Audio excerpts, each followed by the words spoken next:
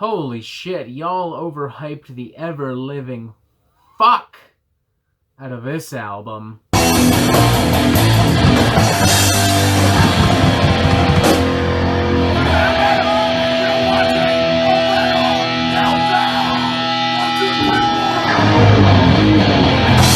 Glow is the second studio album from English progressive and melodic death metal crew Countless Skies. An album that inarguably shows the band at their biggest point yet. And I mean that literally. This album is fucking gigantic. Very lush, very ambitious, very cinematic, very dynamic, with incredible production value across the fucking board, huge, super spiritual, new age, almost Devin Townsend style melodies, and ripping progressive metal guitar solos and passages. It's clean, it's polished, it's dramatic. I'm reminded aesthetically and musically of some really great works from Opeth, Dream Theater, the aforementioned Devin Townsend, as well as some more modern bands like Winter Sun. But here's the thing, folks. Big does not ultimately mean good. It does not mean that your songwriting is on point. It does not mean that your lyrics are on point. It does not mean that you are bringing anything all that new or original or inventive to the table. It only means big. And it seems as though a lot of you seem to think otherwise. A lot of you, as far as I can tell at least, seem to think that big means best, and that simply isn't the case. Classic example, Chinese Democracy, Guns N' Roses. That album's big as fuck. It's also problematic as fuck. Although somewhat ironically, I would argue Chinese Democracy overall has better and more original songcraft, but that's another argument for another fucking time. The point is, while there is almost inarguably an extreme amount of attention to detail and care put into the hyper-polished presentation and production value, I do not feel that that same attention to detail, that same care has carried over into the actual songwriting and songcraft itself. Or at least not consistently enough for this album to be as appealing at the very core as it is on the very surface. Think of it like this, folks. Imagine right now in your head a wedding cake. A very immaculate, beautiful, stunningly arranged and presented wedding cake with beautiful handmade pink candy flowers and beautiful, smooth, rich, creamy buttercream icing. Like, it looks immaculate. The kind of thing that would instantly transform you from a cook into a master pastry chef. But as good as it looks, you take a bite only to discover that it really doesn't taste much different from any kind of plain Jane Betty Crocker easy bake oven vanilla cake. The kind of thing that might have been served at a child's birthday party, perhaps one hosted at like Chuck E. Cheese or a roller skating rink. That is this album. To a fucking teat. So yes, it's big. It's pretty.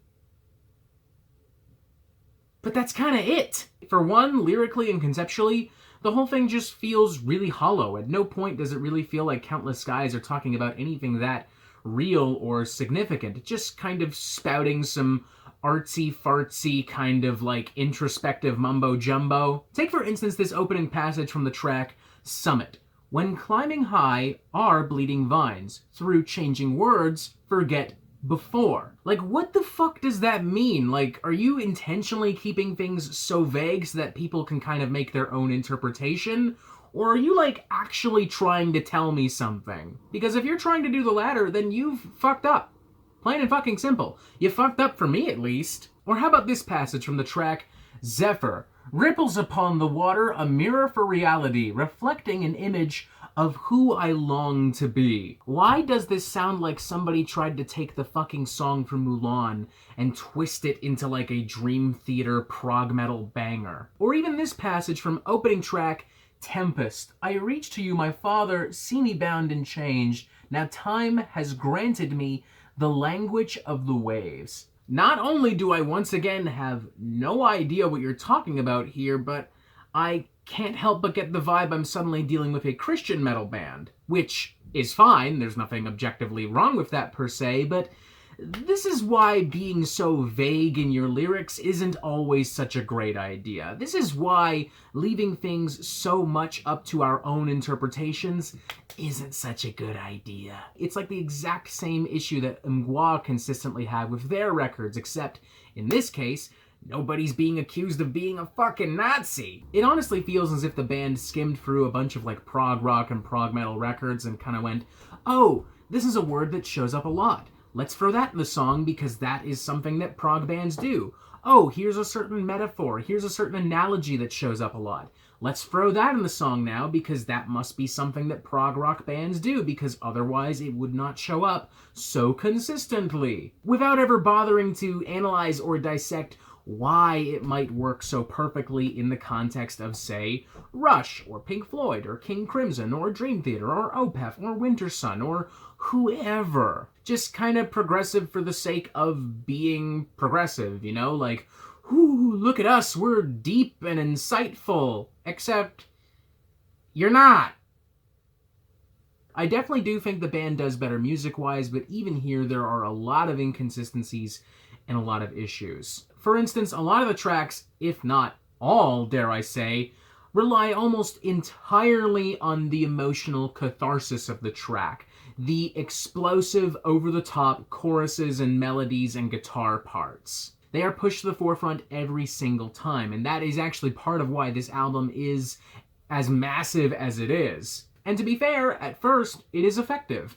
On my first playthrough of this record, I was stunned by a lot of the choruses and clean melodies in tracks like Tempest, Summit, Moon. But on my second playthrough, it just wasn't quite as striking anymore. In fact, I kind of quickly grew tired of it. The final 3 tracks on this album, which together form the album's title track, Glow, are probably the best thing about this album. They do seem a little bit more focused. The melodrama feels a little bit more appropriate here. I like seeing the band indulge in some more classic prog rock flavors, bringing in more flutes, more strings, more keyboards, some more elegant yet subtle melodies as well. But it's still hard to really taste anything substantial here because there still isn't anything substantial to taste. It's the same dreamy, introspective, prog metal poetry that the band have been throwing out across the entire album, and at this point, it honestly just feels kind of pretentious. I don't know, man. I'm gonna go with a 2 out of 5.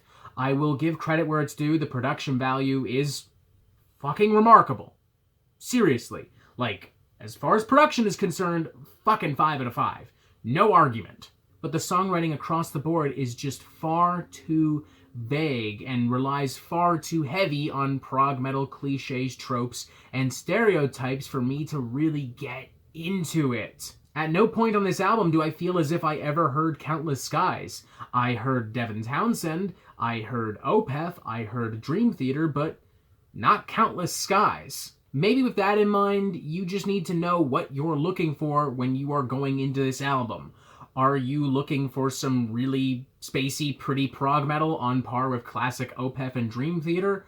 Or are you looking for something really inventive and ambitious and super unique for melodic death metal and prog metal in 2020? If you're looking for the former, great! But I was looking for the latter, and frankly, I was sold the latter. 2 out of 5, I don't hate or even really truly dislike this record at the end of the day, but it is far, far, far, far, far from the masterpiece that so many of you are claiming it to be. And that is it for the Metal Meltdown. I'm not an expert, nor do I claim to be, so what do you think? Do you like this record? Do you not like this record? And what do you want to hear from me next?